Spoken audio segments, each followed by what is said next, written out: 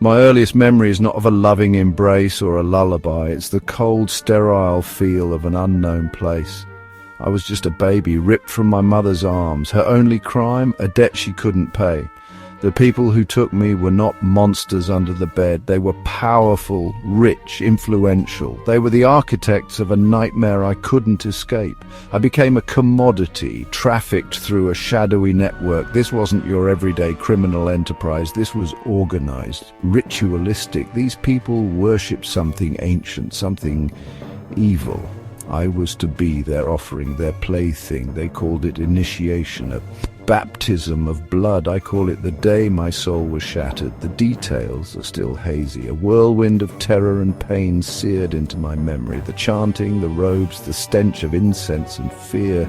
It was a scene straight out of a horror movie, only this was my life.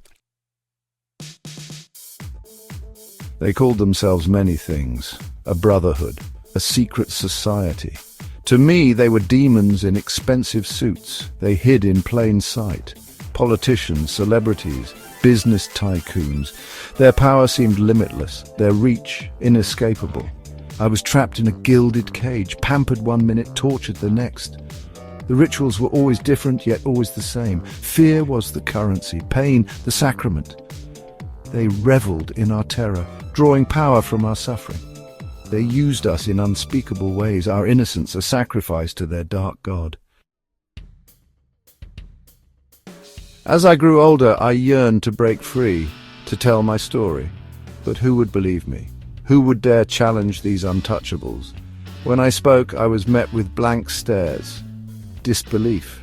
I was just a troubled child, a fantasist. My story was too horrific to comprehend, easier to dismiss it as a delusion, but the chains that bound me were more than just physical.